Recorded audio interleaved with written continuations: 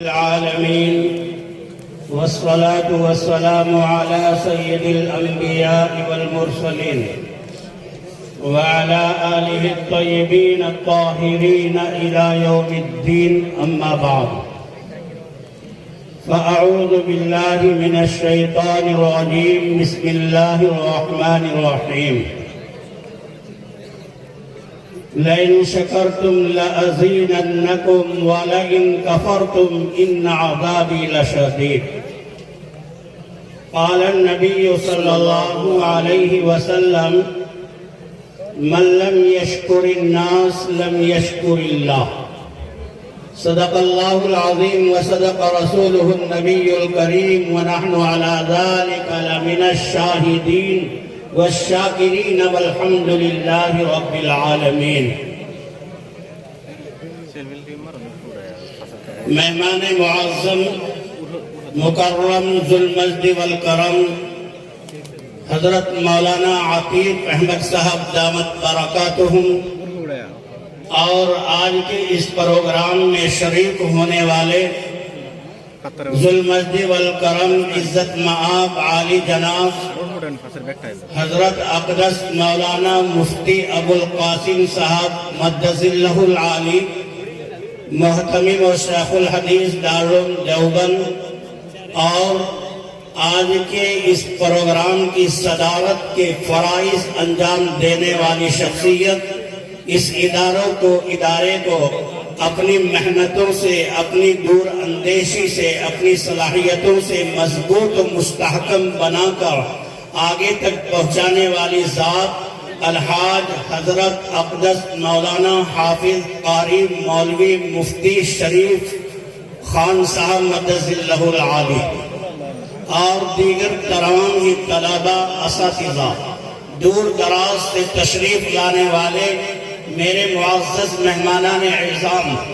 اور پردہ نشین میری مائیں اور بہنوں میرے بچوں اور بچیوں،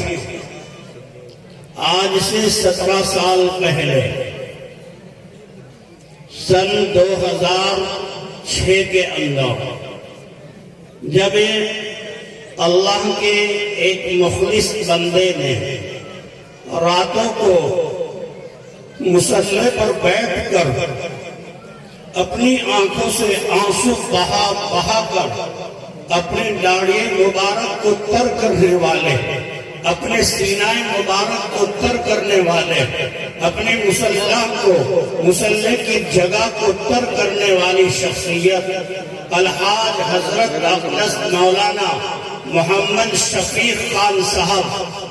نور اللہ مرقدہ وبرد اللہ مسجعہ نے اس ادارے کی بنیاد رکھی۔ 17 سال پہلے جب اس پودے کو لگایا، جب اس ادارے کی بنیاد رکھی، کسی آدمی کے وہم و گمان میں یہ بات نہیں تھی کہ دیکھتے ہی دیکھتے یہ ادارہ اس قدر مضبوط درخت بنے گا، شجر مثمر بنے گا اور دیکھتے ہی دیکھتے یہ دینی تعلیم کے قلعے کی شکل میں تبدیل ہو جائے گا اور ملک کے علاقوں سے آنے والے طلباء عزیز کی توجہات کا ایسا مرکز بنے گا کہ جہاں سے طلباء، جہاں حافظ قرآن بنیں گے، یہاں سے قاری قرآن بنیں گے، یہاں سے فقیہ بنیں گے، یہاں سے مولوی بنیں گے، یہاں سے مفتی بنیں گے، یہ ایسا مرکز بنے گا کہ جو آنے والے طلباء عزیز کی کثرت کی وجہ سے یہاں کے محتمم صاحب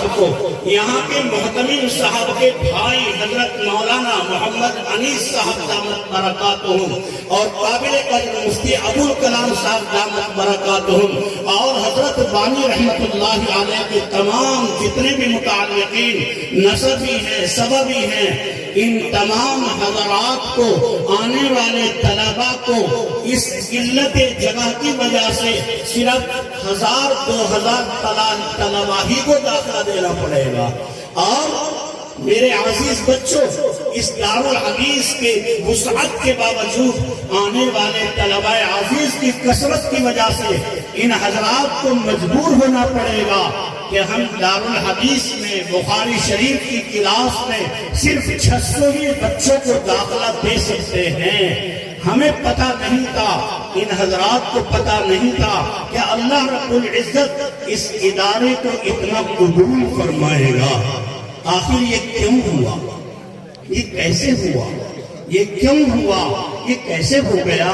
یہ عجوبہ کیسے وجود میں آیا؟ میرے عزیز طلبہ،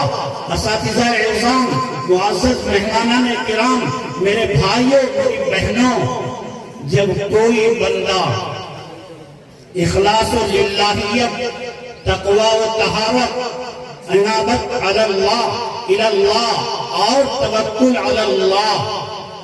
اعتماد علی اللہ کی بے پناہ قابل قدر دولت سے مالا مال ہو کر کسی کام کو شروع کرتا ہے، جب کسی مشن کا آغاز کرتا ہے، جب کسی پودے کو لگاتا ہے،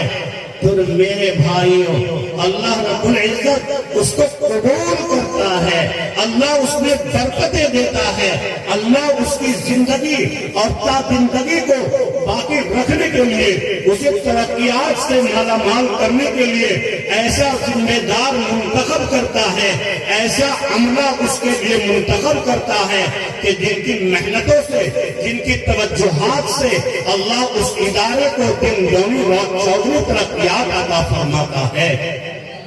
جس کی مثال ہمارے سامنے ام المدارس دارالعلوم دیوبند کی شکل میں موجود ہے۔ کسے پتا تھا کہ ایک انار کے درخت کے نیچے بیٹھ کر نورانی قاعدہ پڑھنے والے کے ذریعے سے جس کی ابتدا کی جا رہی ہے، وہ دیکھتے ہی دیکھتے ایسا شجر طوبہ بنے گا کہ دنیا کا مشرق ہے یا مغرب ہے، شمال ہے یا جنوب ہے، دنیا کا کوئی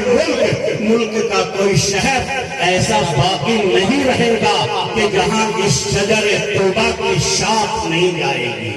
میرے بھائیوں، آج مثال پیش کر کے دکھا رہے کوئی، اولئک آبائی فجئنی بمثلہ اذا جمعتنا یا جریح المجامع،